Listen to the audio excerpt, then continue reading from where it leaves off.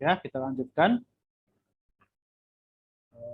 Oke, jadi nanti dalam kondisi tadi kreativitas yang sudah baik itu berarti intuisi kita bisa manfaatkan bagus ya. Nah, sekarang bagaimana supaya intuisi itu bisa menghasilkan kreativitas. Nah, jadi intuisi itu harus kita asah dan kita gunakan. Kita asah dan kita gunakan, lalu kita kombinasikan nanti dengan rasional kita supaya menghasilkan kreativitas yang baik. Nah, mengasah kreativitas itu nanti dengan selalu berpikir kreatif tadi ya. Nah, berpikir kreatif itu bisa mulai dari yang kita latih, mulai dari yang mudah, yang tahap awal sampai tahap yang berat ya.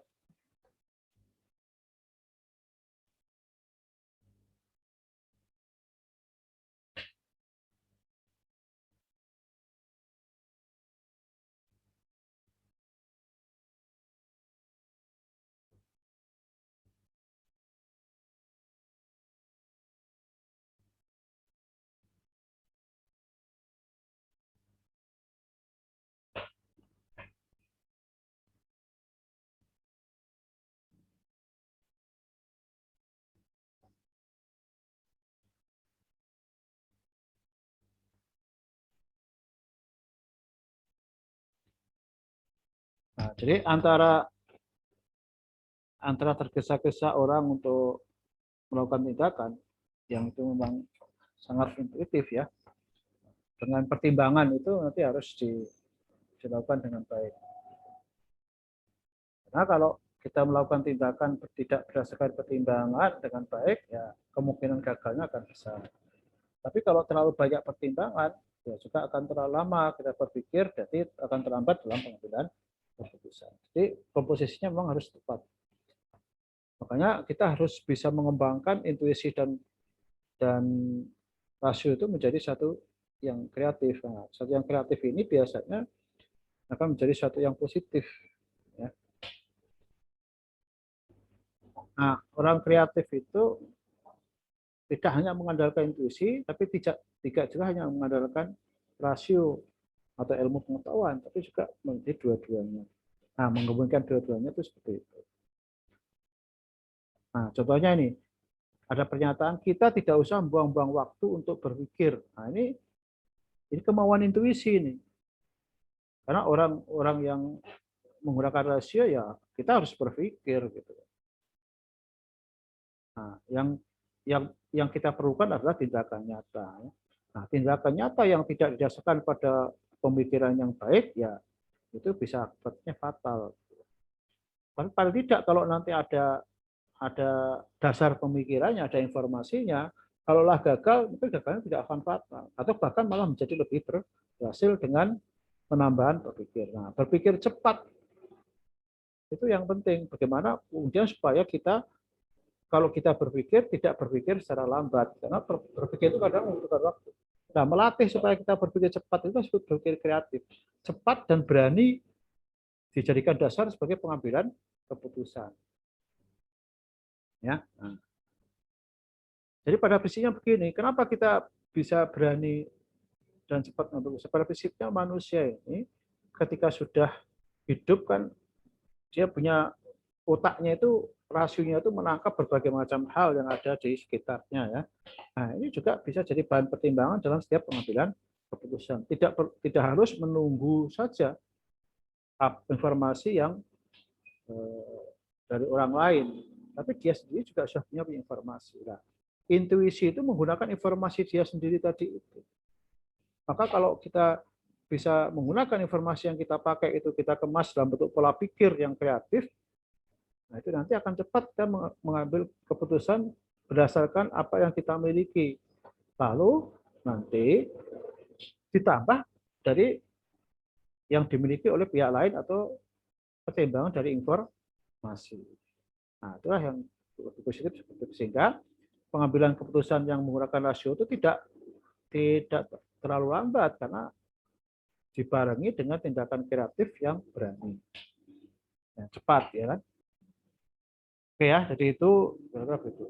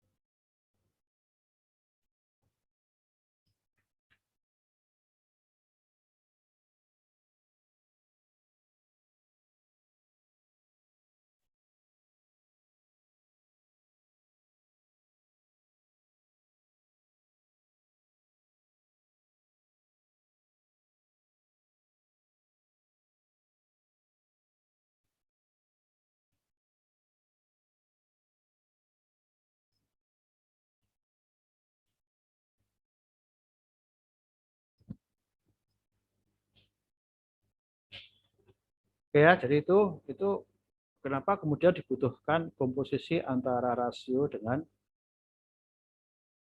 intuisi ya. Jadi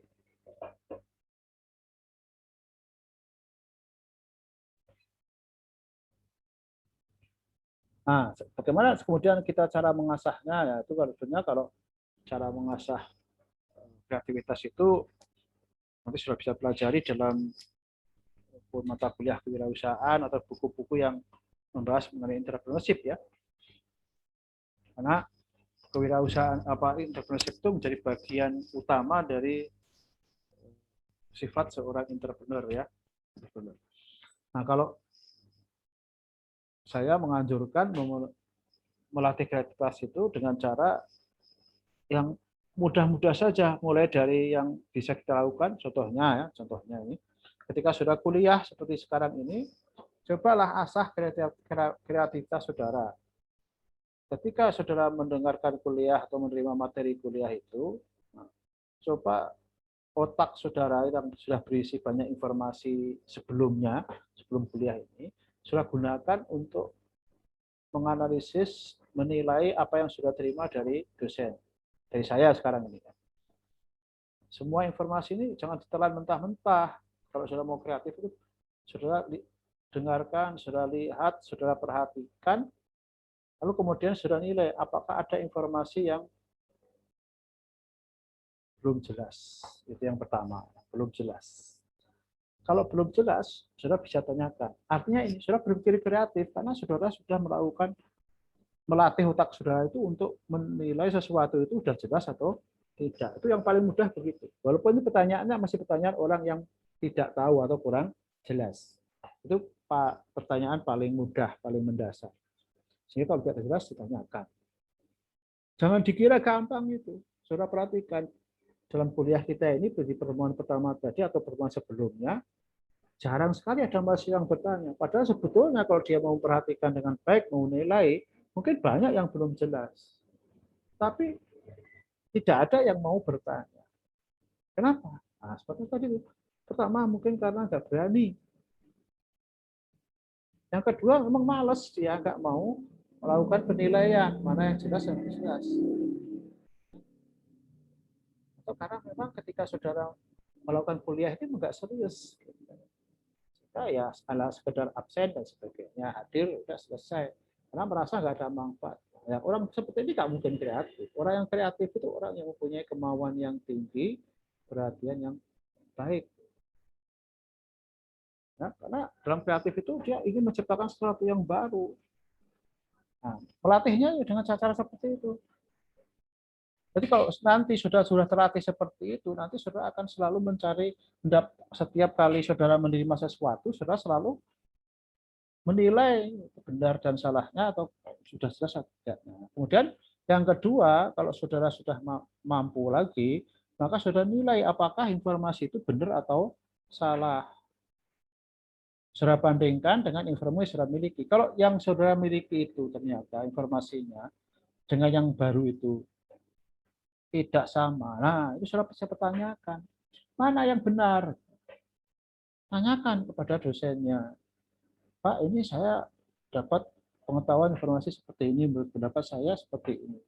Lalu menurut Bapak pendapatnya seperti itu. Terus saya juga merasa ini ada kebenaran dan saya itu Bagaimana yang benar? Apakah sama-sama benar? Apakah sama-sama salah? Atau ada yang benar, ada yang salah? Kalau saudara belum yakin, memang ya, saudara bisa pertanyakan mana yang benar, membandingkan itu ya. Ya, kalau tadi itu hak saudara memang hanya jelas atau tidak jelas. Sekarang ini sudah meningkat menjadi membandingkan. Ini proses kreatif yang lebih tinggi karena saudara sudah membandingkan dengan apa yang saudara miliki dan saudara ada melihat sendiri keraguan antara salah dan benar akhirnya. Nah, nanti akan dapat jawaban itu. Itu bentuk kreatif, keberanian untuk seperti itu juga jadi cara melatih ke kreativitas. Dan saudara nggak akan bisa langsung masuk ujuk-ujuk ya kreatif itu menciptakan satu yang baru, nggak bisa begitu, ada prosesnya. Makanya orang kreatif itu bisa dididik dari kecil, dari awal. Itulah kenapa orang Indonesia itu sangat rendah kreativitasnya, karena memang kita ini biasa menelan mentah-mentah informasi dari pihak lain yang dianggap lebih tua, lebih hebat, gitu kan. Masalah paternalistik misalnya, bahwa padahal orang yang lebih hebat pun kemungkinan salah juga banyak. Tapi sikap kritis. Nah, ini yang ketiga adalah sikap kritis. Sikap kritis itu bahkan berani menyalahkan orang lain dan membetulkan kesalahannya. Ingat ya, tidak hanya sekedar mengomentari bahwa apa yang dilakukan orang lain itu salah, tapi juga berani membetulkan. Artinya dia punya alternatif yang betul. Itu kritis namanya. Kalau tadi itu meragukan ya, kebenaran dari apa yang ia miliki dan kebenaran dibandingkan dengan kebenaran orang lain atau kebenaran orang lain dibandingkan kebenaran sendiri. Untuk memastikannya itu saudara perlu bertanya. Sekarang saudara bisa saja justru ketika ada orang berpendapat, saya berpendapat seperti, saudara bisa minta waktu ke saya, Pak, saya mau bertanya. Kalau menurut saya apa yang Bapak saya mereka itu salah. Nah, ini tidak kira-kira begitu saudara kepada dosen saudara. Kalau sudah berani itu luar biasa itu. Kalau itu mahasiswa itu bisa membetulkan, saya kasih nilai yang bagus. Kalau saya ya, dan saya tidak tersinggung, karena bisa saja memang dosen itu salah. Karena dosen itu juga manusia biasa. Nah, lalu kalau dosen salah sudah biarkan, itu biarkan kesalahan itu juga nggak baik. Nanti kan, terus teman-teman saudara menerima sebagai kebenaran, padahal itu satu salah. Begitu saudara menyalahkan, lalu dosennya sadar bahwa itu salah, dia bisa koreksi, sehingga kesalahan itu tidak akan diterima oleh semua orang. Karena orang yang menerima kesalahan itu nanti akan menularkan kesalahan. Jadi yang harus hati-hati seorang dosen itu kalau menyampaikan sesuatu jangan sampai salah, karena kalau sudah salah diterima nanti jadi satu kebenaran, nanti dipraktekkan dan sebagainya, itu bahaya. Makanya saudara kalau sudah tahu salah harus berani mempertanyakan, Pak, apa benar itu seperti itu, apa tidak begini kan gitu kan. Datang-datang dengan kalimat yang sopan karena sudah bicara dengan orang lebih tua yang posisinya itu ada di atas saudara dan sebagainya. Apalagi kalau ke atasan juga gitu. Enggak biasa loh di depan orang banyak sudah tunjuk Bapak itu goblok salah gitu kan. Nah, itu ya. Nah, saudara bisa juga bukan tidak harus di tempat itu ya. Kalau memang diperbolehkan sama dosennya sama pemimpin rapatnya, silahkan saudara yang mau mengoreksi apabila ada kesalahan-kesalahan langsung saja. Nah, boleh saya sampaikan mereka itu karena itu memang sudah diperbolehkan. Tapi kalau enggak, saudara bisa sampaikan nanti di luar sidang, di luar pertemuan, dengan minta waktu supaya orangnya enggak tersinggung, enggak malu gitu kan. Karena banyak orang tuh yang kalau disalahkan jadi tersinggung, jadi malu ada. Tapi ada orang yang enggak. Saya termasuk yang tidak. Kalau disalahkan di depan orang, saya tidak akan merasa malu dan tersinggung. Karena apa? Itu alhamdulillah justru malah dibetulkan. Ingat ya, tidak hanya menyalahkan, tapi dibetulkan. Kalau orang menyalahkan itu gampang. Dan itu bisa orang tersinggung kalau ketika, oh kamu salah, lalu benar bagaimana? Lalu dia nggak bisa, ya berarti nggak perlu menyalahkan. Kalau sudah nggak tahu yang betul, jangan menyalahkan. Bagaimana saudara tahu salah kalau yang betulnya nggak tahu? Itu hanya orang hanya apa namanya mau menghina saja atau mau mengada-ada saja. Ya. Kira-kira seperti itu. Pasti ketika orang menyalahkan, pada tahu yang benarnya. Ya, jangan menyalahkan orang kalau nggak tahu benarnya. Berarti saudara nggak tahu salah atau benar, itu kadang-kadang hanya godaan setan aja berkomentar. Ya. Oke ya, jadi itu contoh bagaimana kreativitas itu harus digunakan. Nah, nanti kalau sudah, saudara bisa berpendapat, disampaikan kepada orang lain, ya kan? Ya. Lalu saudara bisa jadikan pendapat saudara itu jadi produk. Nah, itu kreativitas yang luar biasa karena nanti kalau sudah jadi produk itu ada risiko ya gagal, ya kan? Kalau risiko salah itu lebih rendah daripada risiko gagal karena kalau sudah jadi produk, jadi barang itu perlu biaya. Nah, itu harus menanggung risiko itu yang lebih susah lagi. Ya, itu kodenya sudah luar biasa ya. Oke, ada pertanyaan sampai di sini?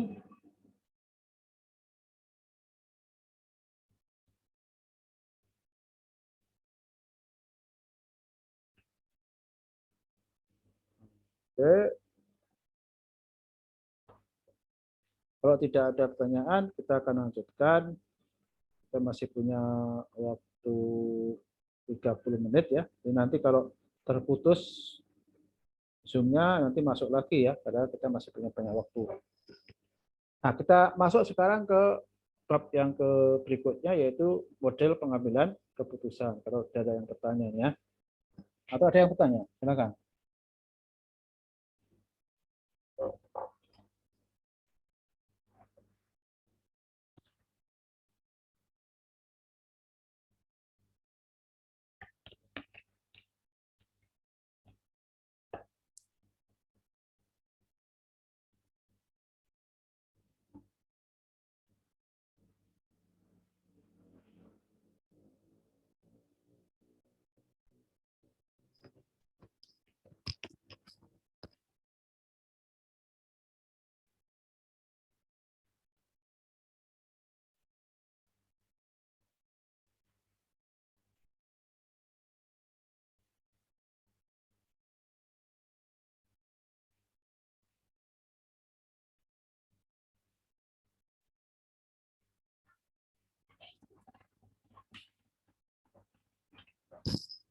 Oke, kalau tidak ada, kita akan lanjutkan ya.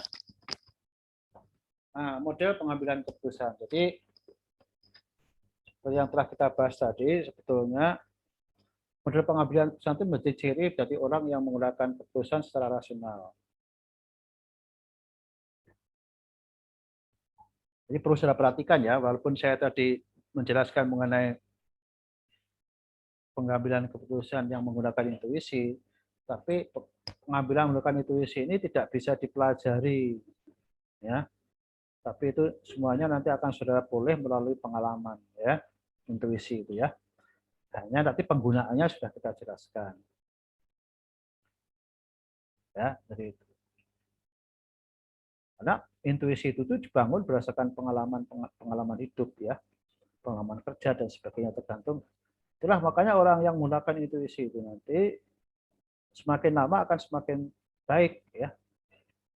Contohnya begini, kalau seorang dokter yang baru, maka ketika dia akan mendiagnosis penyakit pasien yang datang, dia harus menggunakan langkah-langkah prosedur dari ilmu kedokteran yang rinci.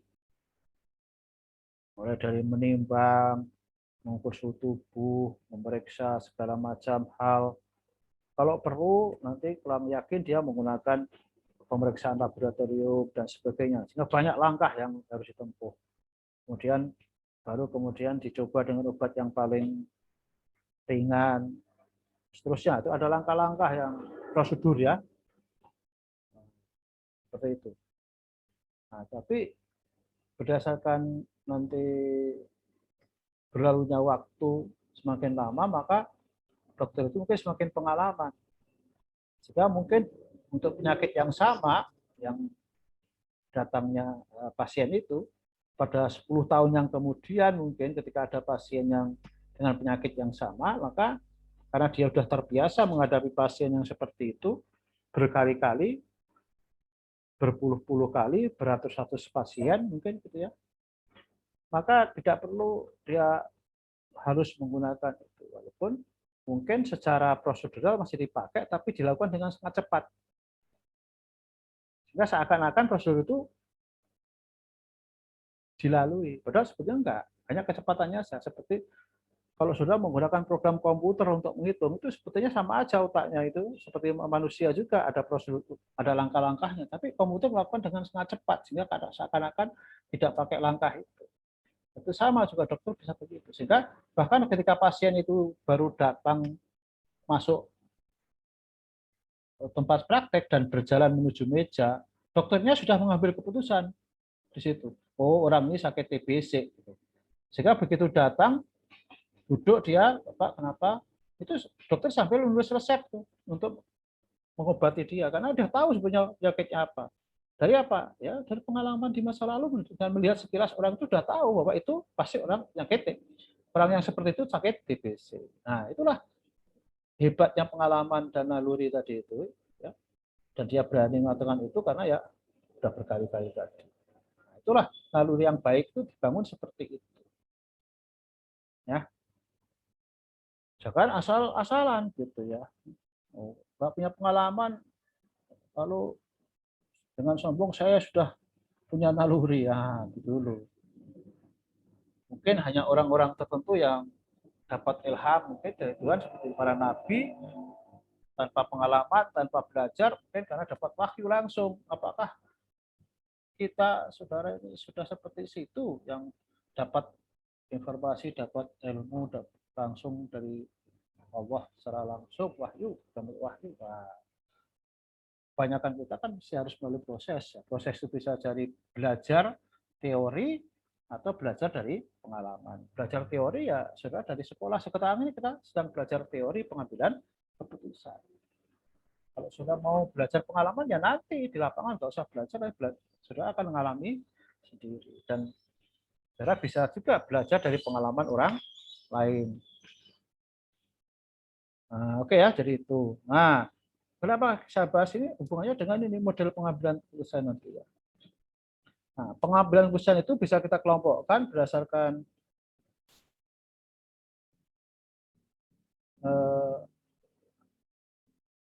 apa yang dilakukan dalam pengambilan keputusan itu menjadi dua, yaitu pragmatis dan prosedural.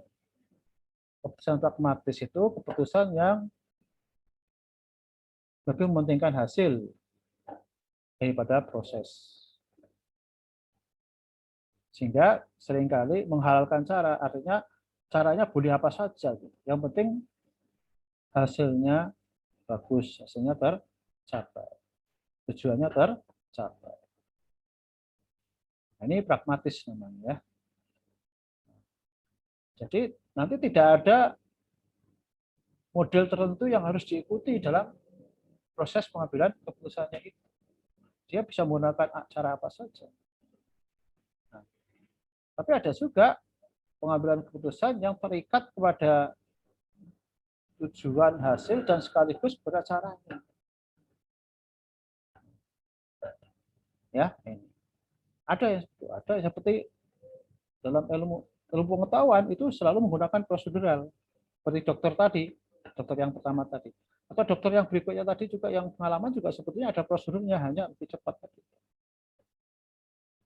Nah, kalau yang insting murni itu ya naluri perasaan saja.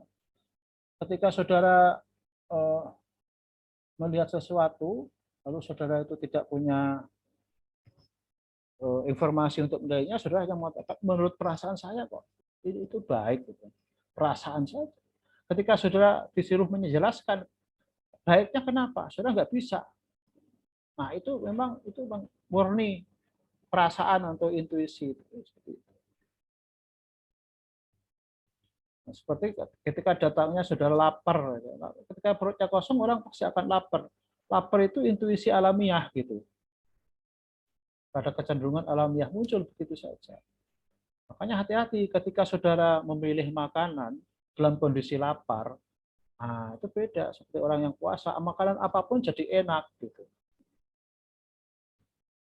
Makanya kalau saudara pengen merasakan makanan enak atau tidak, ya jangan pas saat lapar gitu. Karena semua makanan jadi enak ya. Ya, kita 10 menit. Nah, jadi prosedural itu terkait langsung dengan rasional. Sedangkan pragmatis itu biasanya justru non prosedural ya, itu biasanya digunakan dalam pengambilan keputusan yang intuitif tadi. Ya, sekarang kita akan bicara yang prosedural itu.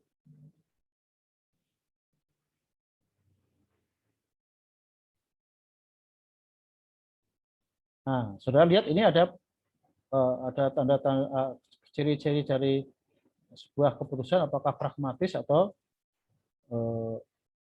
prosedural ya. Ini sudah bisa baca karena ini sudah saya jelaskan di depan tadi, ini prinsipnya ya hampir sama dengan yang kita jelaskan tadi. Nah, saudara lihat ini ada mutu keputusan yang diambil, ya itu ada kreativitas bagian dan rasio yang digunakan, dihamburkan itu artinya dicampur gitu ya. Yang tepatnya seperti apa kan? Rasionalitas tetap harus dipakai. Memang rasionalitas itu bisa menggunakan kreativitas yang artinya itu melibatkan insting. Itu tidak semua keputusan ilmiah pun kadang-kadang itu harus juga mempertimbangkan insting tadi itu. Karena susah mencari informasi yang 100%. Kadang-kadang informasi itu mungkin hanya 90%. Maka 10%-nya itu adalah insting. Ya, insting yang kreatif tadi itu. Ya. Lalu alternatif yang dipertimbangkan itu banyak sedikitnya jumlahnya, waktu mempertimbangkannya itu ada kewajarannya dan ada relevansi. Tidak seperti yang tadi itu hanya sekedar muncul alternatif langsung dipakai gitu. Lalu persediaannya waktu, informasi yang relevan dan mutakhir itu juga menjadi yang lengkap ya. Itu akan menentukan apakah itu pragmatis atau prosedural. Jadi ini untuk mengukur ya sejauh mana. Jadi kalau saudara pengen ini di semuanya dikatakan iya dan harus dilakukan, maka akan cenderung adalah prosedural. Tapi kalau enggak ya berarti akan cenderung pragmatis. Jadi sebetulnya nanti saudara bisa menentukan saudara itu mau pragmatis atau prosedural itu sesuai dengan kebutuhan dengan kriteria-kriteria yang seperti tadi. Ya. Contohnya nih nomor 5 nih ada akseptabilitas. Nanti ketika saudara mengambil keputusan itu, kadang-kadang keputusan itu bukan kita yang melaksanakan, tapi orang lain. Nah, masalahnya ketika saudara ambil keputusan, apakah orang lain mau menerima dan mau melaksanakan atau tidak? Nah, itu harus saudara perhatikan. Kalau keputusan itu sudah harus dilaksanakan oleh orang lain dan harus diterima, maka saudara harus mempertimbangkan prosedur untuk atau metode untuk mengambil keputusan, prosedur untuk mengambil keputusan. Yaitu apa? Namanya mengajak orang itu sebagai partner atau bekerja sama atau menjadi konsultan atau menjadi bagian dari orang yang mengambil keputusan supaya dia merasa dilibatkan dan dia ikut serta dalam pengambilan keputusan sehingga ketika dilaksanakan ya dia akan melaksanakan karena itu keputusan dia sendiri. Itu contohnya seperti itu. Itu ada prosedurnya seperti itu.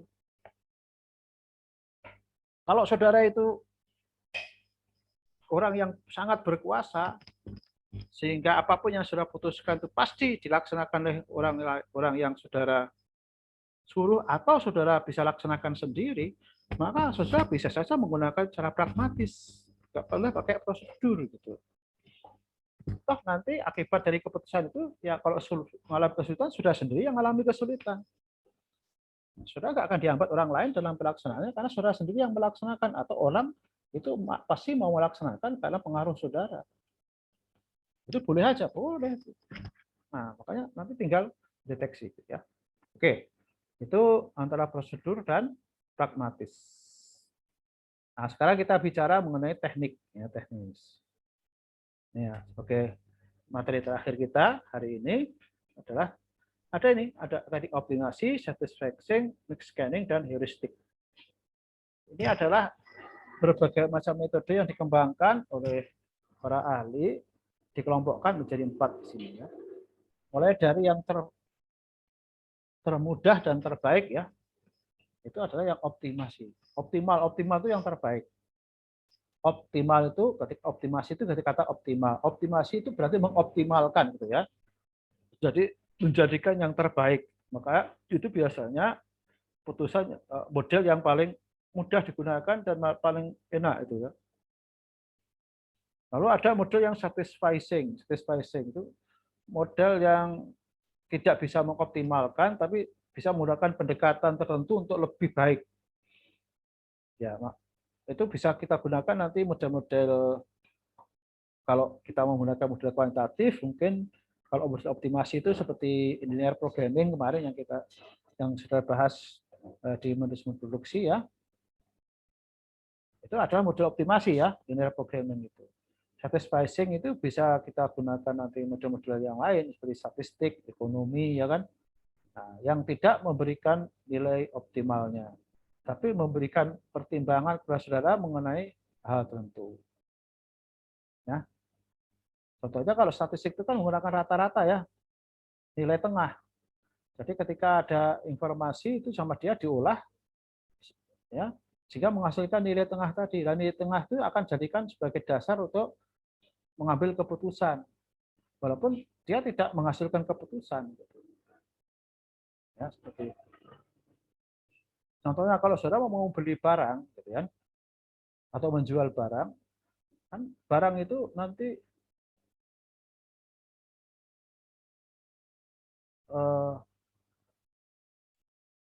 akan laku atau tidak itu kan ada dinilai dari kualitasnya. Makanya kalau saudara pertimbangkan untuk menjual lampu gitu ya, maka saudara akan mengatakan kepada penjual pembeli saudara bahwa lampu ini mampu hidup dengan terangnya sekian, ya ukurannya, cahayanya dalam waktu sekian. Nah, yang saudara maksud di situ itu adalah sebutnya hasil rata-rata, karena mungkin tidak semua lampu itu seperti itu. Tidak mungkin, namanya saya kata lampu ini akan bisa hidup 1000 jam kalau di panter ya, dihidupkan terus menerus dengan cahaya yang tidak berkurang. Bapaknya seperti itu. Nah, sekarang apakah semua lampu saudara itu akan seperti itu? Tidak ada yang bisa jamin. Kalimat saudara itulah kalimat sama dengan rata-rata lampu saya itu. Karena kalau saudara harus cek nanti bahwa dibuktikan bahwa semua lampu itu berarti semua produk itu harus saudara hidupkan semua ya, saudara nggak bisa dijualan. Maka untuk membuktikan kepada orang itu cukup saudara tes beberapa produk itu. Makanya sampelnya dari setiap 1000 produk yang dihasilkan dites 10. Jika 10 itu mewakili dari 1000. Kalau hasilnya itu kan sesuai dengan yang saudara ucapkan tadi, berarti itu sudah mendekati kebenaran. Walaupun tidak 100% benar, namanya itu satisficing, mendekati kebenaran, mendekati ke baik, optimal ya. Tapi tidak terbaik ya. Jadi seperti itu. Ya, was-was lah. Back scanning itu adalah proses pengambilan keputusan dengan solusi sementara. Jadi kalau sudah punya masalah besar, supaya nggak merambah kemana-mana, secara cepat dilihat dulu, lalu diambil keputusan sementara. Seperti P3K itu ya. Nah, tolong pertolongan pertama pada kecelakaan, nanti berikutnya bisa selesaikan lebih lanjut di rumah sakit. Nah, yang terakhir, heuristik itu, ini pengambilan keputusan yang tidak pasti. Ya, setiap masalah nanti akan ada cara sendiri dan tidak semua orang bisa menyelesaikan masalah itu, harus orang-orang tertentu saja yang memiliki pengetahuan, pengalaman, dan kemampuan. Dan itu biasanya sifatnya sangat sangat tidak pasti ya, tidak pasti.